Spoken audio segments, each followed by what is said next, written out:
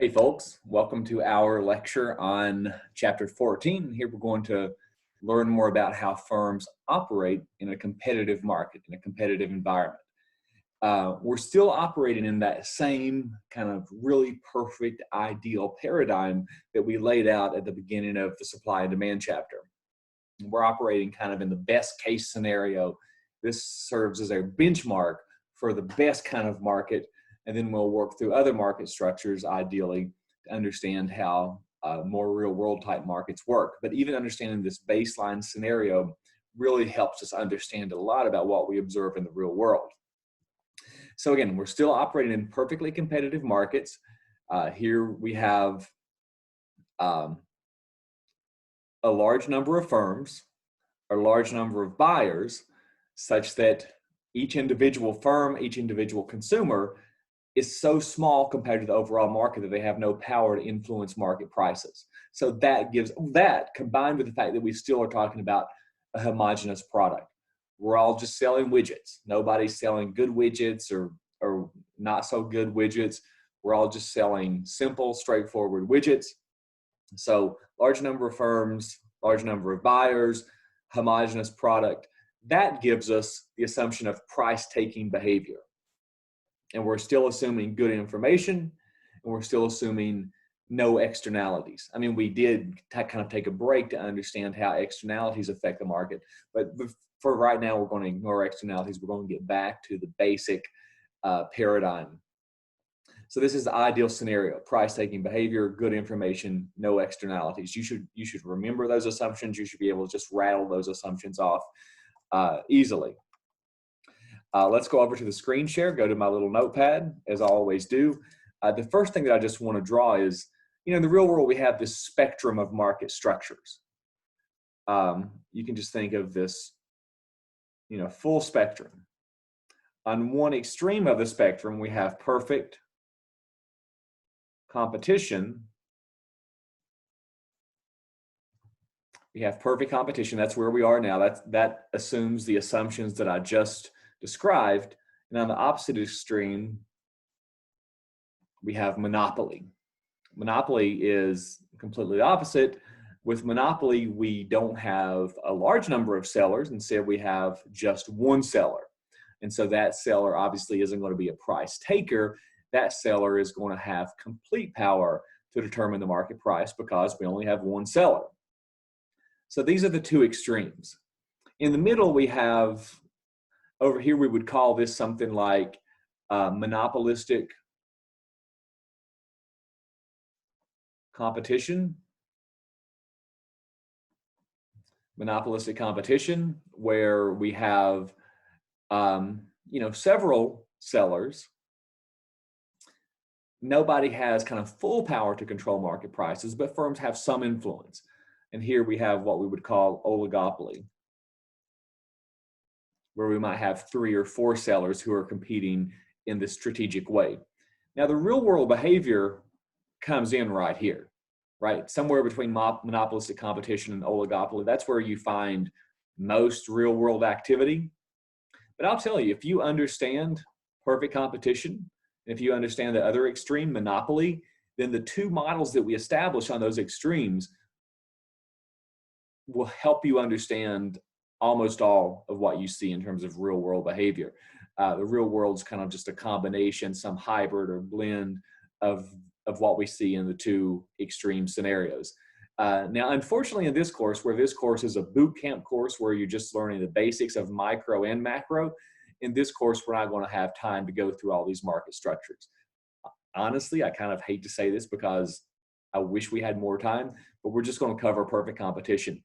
But in a full-blown micro course, we'd go through all these structures, and it would be really interesting. I mean, if we just had time, right? We just don't have enough time in this course because there's so much stuff that we could talk about. Economics is so incredibly broad. But if we had full time, you would gain so much from looking at all these different market structures.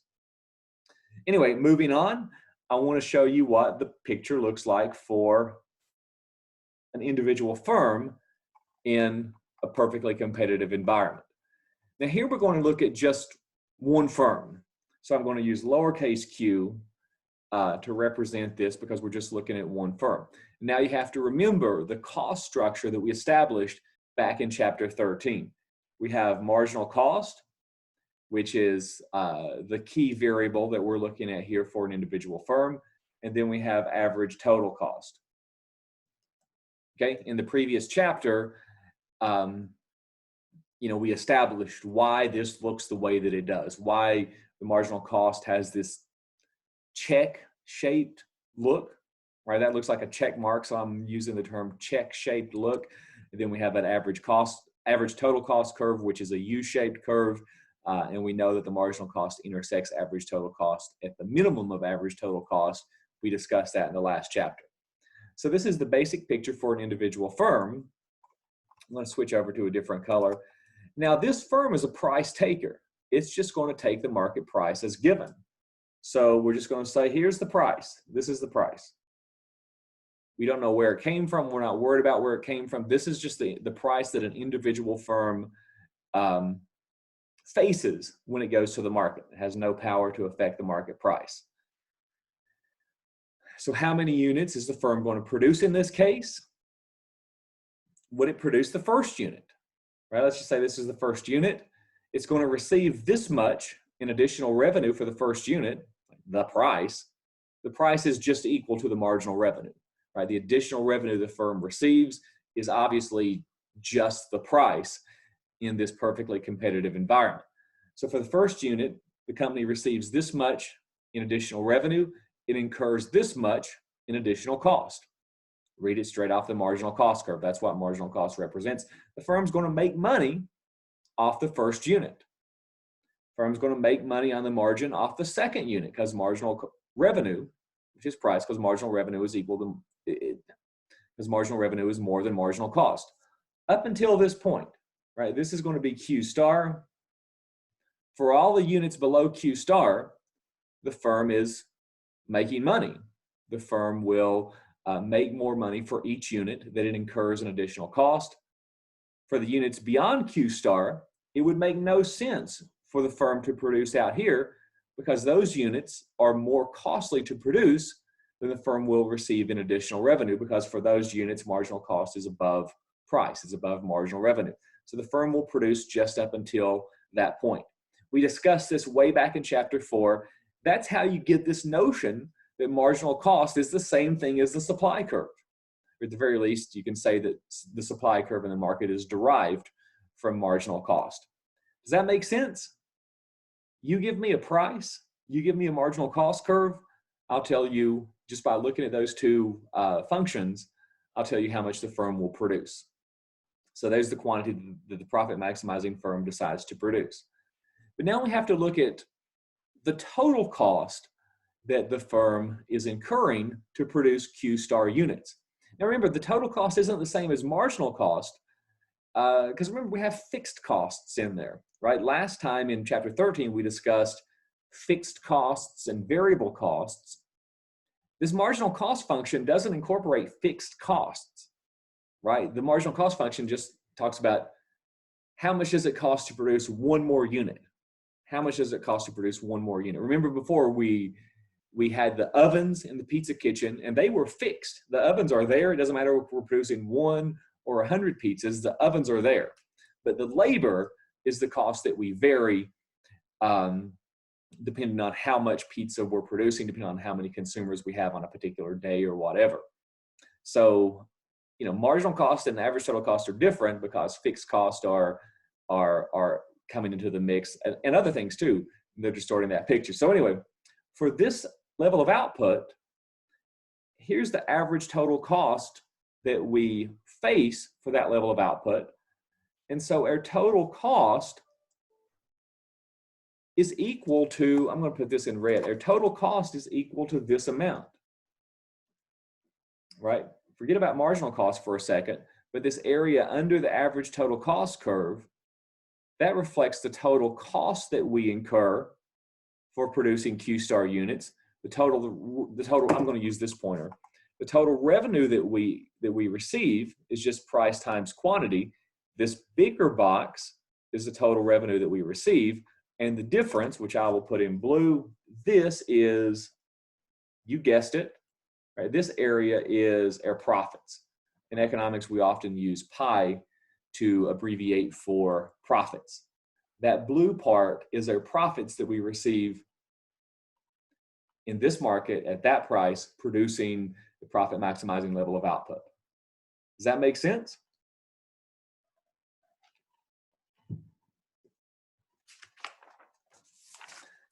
Here we have, for the individual firm, this is fine. The firm likes this. The firm's making money. This firm is in good shape.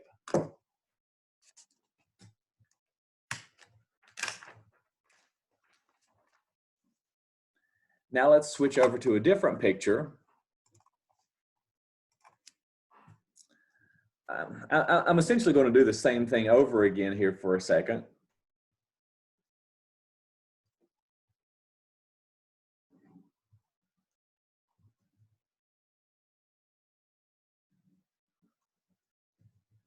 Suppose we come to the market and instead, suppose this is the price. Well, if the firm is to produce at all, it's still going to produce this many units, right? If the firm is going to produce at all, it's still going to produce up until price equals marginal cost, up until marginal revenue equals marginal cost. It wouldn't make any sense to produce beyond Q star units because for those units, the additional cost to produce the unit is more than the money that the firm can receive for selling the unit. Makes no sense to produce beyond Q star. But at Q star, this square here, this still represents total revenue that the firm receives, price times quantity. But now the firm's costs are up here. This bigger box reflects the firm's total costs. And now, here's the problem. This is the firm's loss. The firm is losing money equal to that amount, whatever that red cross-hatched area comes to, the firm is losing that much money. It's not able to cover its total costs here, given where the price is. The firm is losing money. What would happen? The firm is going to exit the market in this case. With that price, you'll see that the firm will exit the market.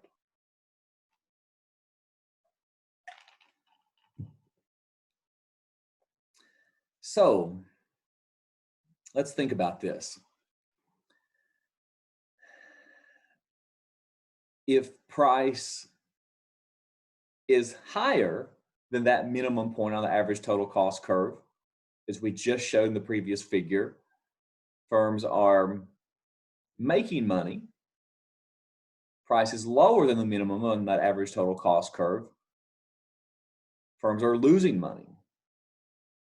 Now let's draw a different picture. I'm going to draw a different picture, and it's going to be a really cool picture.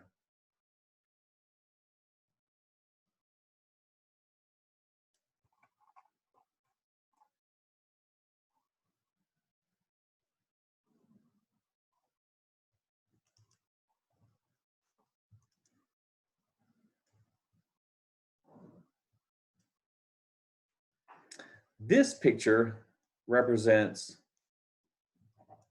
the market. Picture represents the market as a whole.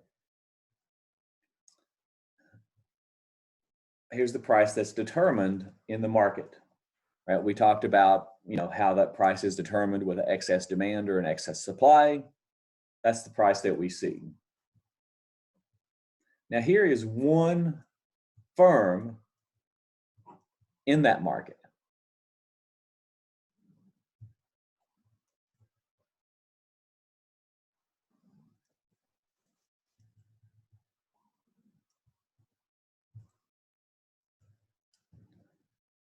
Okay.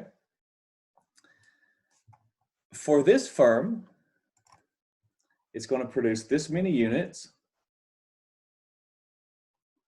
This will be its total cost here. This area here will represent profits. That's what we showed just a second ago, except now we have the market picture involved. This looks good, right? We have the market setting a price. Individual firm in that market is making profits. That's a good thing. But now here's the catch. Here's where we are going to deviate from what you would normally expect or what your normal intuition is. So we, in economics, we're not talking about accounting profits. Accounting profits is just straight up raw, the profit that you see on an accounting statement, your total revenues minus your total cost. In economics, profits here are more fundamental than what you would think of when you're talking about accounting profits, because we're talking about economic profits. Economic profits kind of incorporates the same stuff that you would think of in terms of accounting profits, except it's more fundamental because it includes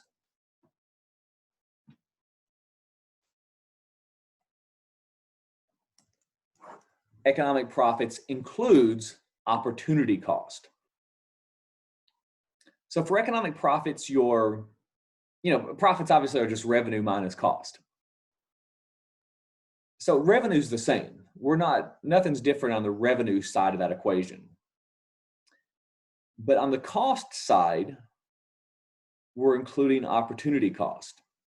So we're including, take the capital that the owner puts into this business, the capital that the owner invests to start this business, the capital that forms the business, the money that forms the business in the first place. We're including the typical rate of return that you could earn on that money somewhere else in the market. So suppose I'm going to invest $100,000 to start a business. I put the money in that business. I'm going to be making money, whatever. But what else could I do with that $100,000 if I didn't invest it in the business? Well, I could take the $100,000 and put it in the stock market, and let's just very loosely say that I can earn an average rate of return of 8% on that money in the stock market. I could earn $8,000 a year on the money on average. Again, stocks vary from year to year, but on average, it's safe for us to say we could earn maybe 8% on that money in the stock market. So when I invest the money in this business, I'm really foregoing that $8,000 I could earn on the money if I invested it elsewhere. And that's important. It's important that we consider that opportunity cost. It's important that we consider that expected normal profit that we could earn if we were investing the money elsewhere. Okay?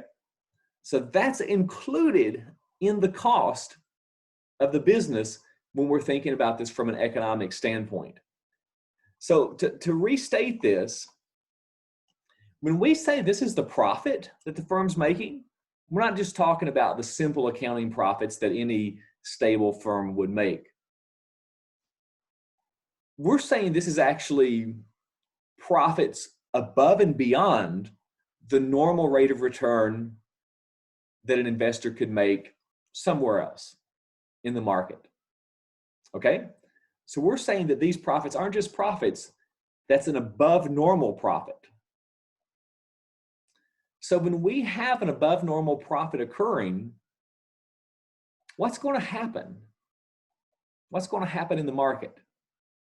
The answer is people are saying, oh, I'm earning 8% in the stock market, but businesses in this market over here, businesses in this industry are earning above normal rates of return. That's going to lead to, get this, that's going to lead to entry. That's going to lead to entry into the market. Okay?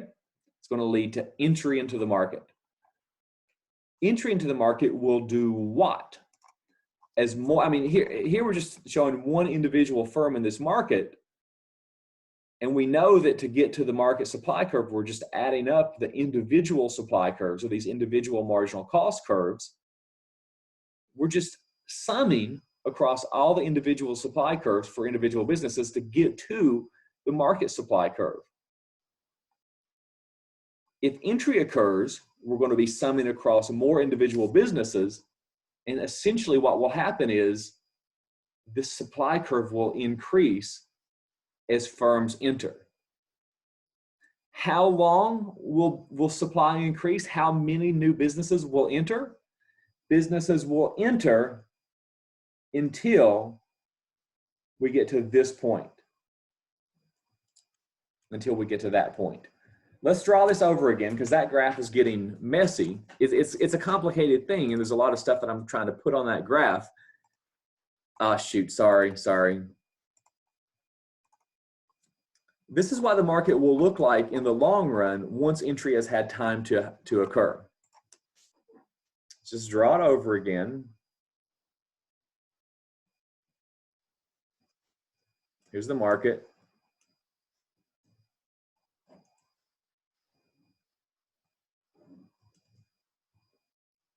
Here's the price that emerges in the market. Here's a representative firm. This price emerges.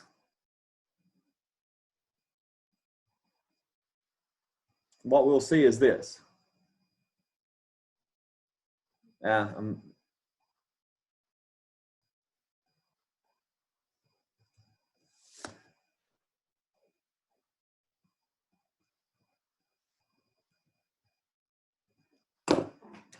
This is tangential right here. The way I've drawn it, it doesn't look like it's quite tangential because my drawing is so pitiful, but that's what the situation will eventually look like.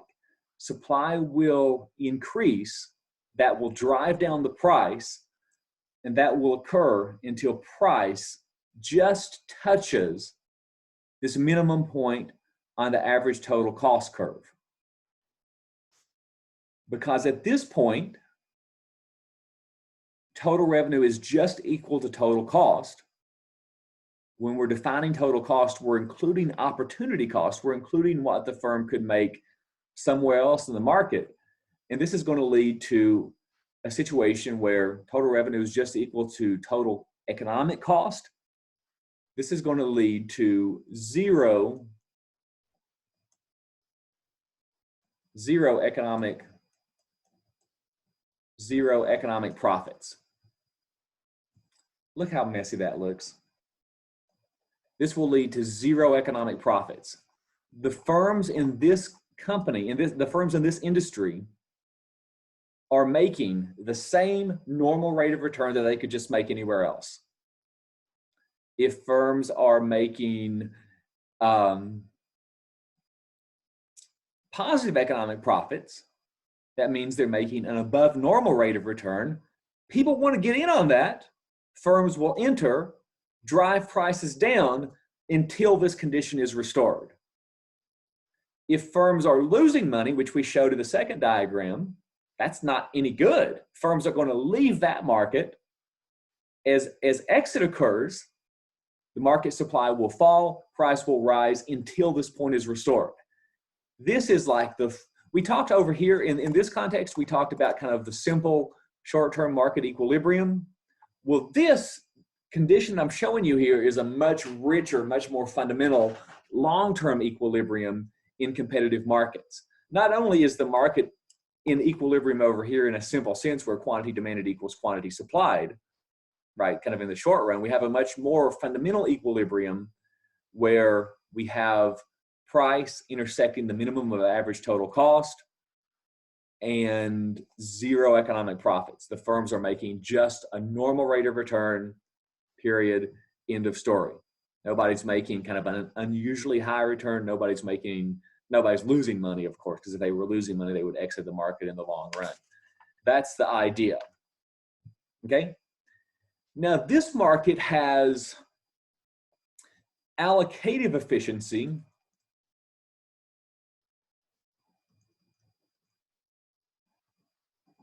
it has allocative efficiency, which is what we talked about before.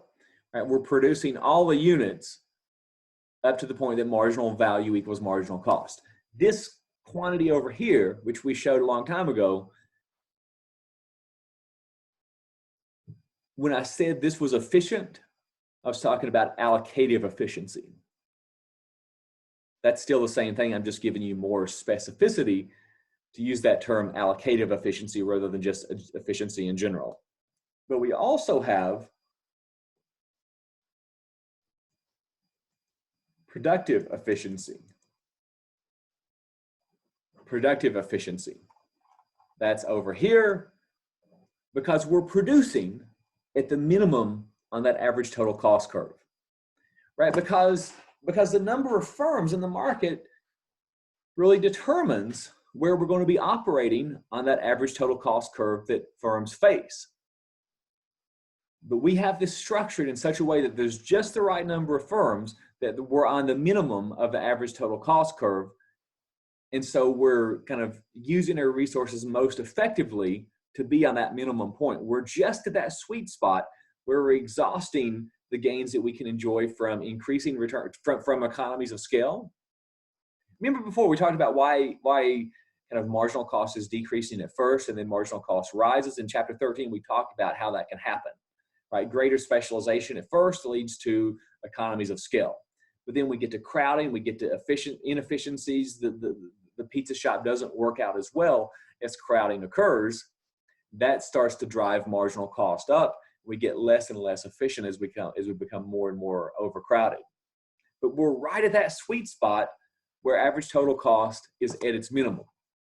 That's productive efficiency. So this is not only kind of the simple efficiency or the generic efficiency that I described before. This is a much fuller and a much richer type of efficiency. Okay? That's cool. Do you all get from my voice how cool this is? I mean, perfect competition leads to such good outcomes for this reason, because it has this real fundamental type of equilibrium that leads to allocative and productive efficiency as firms enter or exit the market, corresponding to those price signals. Okay?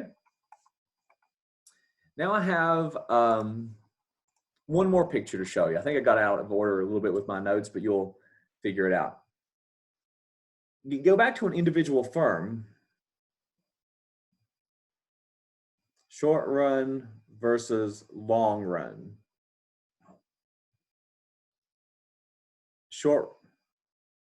This is so messy. I'm going to start over. That's embarrassing. I'm sorry, it's just so sloppy.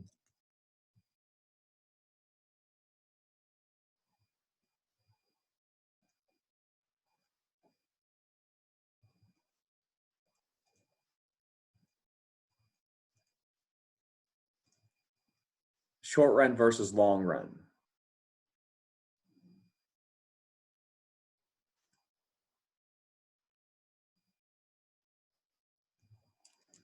Marginal cost and average total cost. What we said a second ago applies to the long run, right? Once everything in the market has time to adjust, all the principles that we had a second ago apply, right? If the price is, right, here's kind of the price that connects to the minimum point on the average total cost curve. If the price is above that point, the firm will exit. In the long run, once things have had time to settle, I said that backwards, I'm so sorry. I am so sorry. If the price is above this point, the firm's good. Firm will stay in business. If the price is below that point, the firm will exit once everything has had time to settle, right? This is the key price, the price that corresponds to the minimum of the average total cost curve. Price above that point or price equal to that point, we're in good shape. Price below that point, we're in bad shape. We're going to exit eventually. But what about this? We also have the average variable cost. Average variable cost. And we showed before about how that interacts as well, and how the average variable cost, of course, falls below the average total cost, and the marginal cost curve intersects average variable cost at its minimum as well, for the same logic that we described before. Now, if price is down here, below the minimum of the average variable cost curve, the firm would be losing money in every sense. The firm is losing money in total, given its fixed costs. But in that case, the firm would be losing money even with its variable cost. It wouldn't even be able to cover its operating costs. But what about if the price is in here? Suppose this is the price. So here, this is how much the firm would produce, Q star, right up to where marginal revenue equals marginal cost. And the firm would be losing money, right? This would be the firm's loss. But think about it this way. In the short run, the fixed costs are fixed, right? Those ovens that the pizza shop has, let's just say that the pizza shop has leased those ovens for a year. And they're there, and we can't get rid of them for a year. And so even if we just shut down completely, we're going to lose money because we're still going to be paying rent on those ovens. And that's just going to stick with us until that lease expires a year from now. But if we're operating here at this price, we could actually make more money than our variable cost. The graph is getting messy here, but we can still make more than our variable cost. And so if we operate in that region, we still lose money, but we're not going to lose as much money because we're making more than our operating costs. We're still making more money than it costs us to pay our employees, even though we're still losing money overall when we consider the cost of the ovens. I hope that makes sense. This is relatively complicated stuff, and I'm probably not giving it as much time as it deserves trying to make these videos not so long.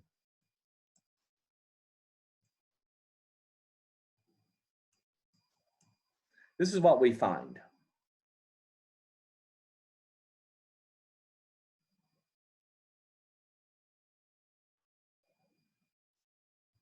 P1, P2. If the price is up here, golden. Right? If the price is equal to P1 or higher, we're golden. The company's going to operate, the company's fine. Oh my Lord.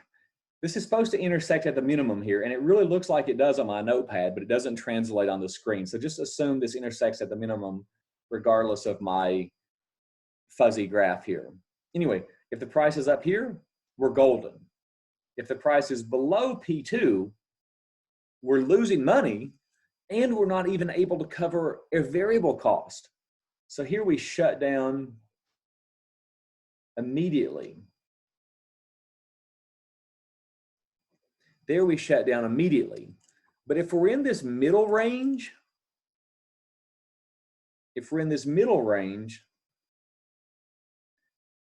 over here we will operate in the short run. We'll operate in the short run. We'll operate until we can get rid of those fixed costs. We'll operate until those fixed costs go away. Eventually we'll shut down, but we'll operate in the short run until we can eliminate those fixed costs, until we kind of transfer over into the long run, whenever that is, whenever those fixed costs expire based on contracts or other factors. I hope that all makes sense. If we were in an in-person class, we could work through more examples. We could talk about this. We could discuss this more. I know that was a lot to take in. Let me know if you need anything else. I mean, if you need any more help on that video, I can do more. We can discuss more. We can discuss it in class or office hours or whatever. And of course, the book will walk you through this as well. I mean, it's fundamental to watch my video to get the main points and the main themes in my explanation. But the way in which the textbook will walk you through this material is very important as well. But the key is, we see more fundamentally now about how the market works when we consider the market as a whole and the individual firms in the market. We see this notion of economic profits or zero economic profit, which is a stable long-run equilibrium. We see how entry and exit occur to ensure that the market yields zero economic profits in the long run. And that zero economic profits condition is super cool because it corresponds to allocative and productive efficiency, which is a whole higher level of efficiency than what we described in the simple sense back in the supply and demand chapter before we really got into all these meat and potatoes. I hope that makes sense. Again, just give me follow. I'm here for you. I'm here for you for whatever help that you need. Call me, email me. We can set up office hour Zoom meetings if you need to. Just whatever you need to learn this material. Thank you all so much. Talk to you soon.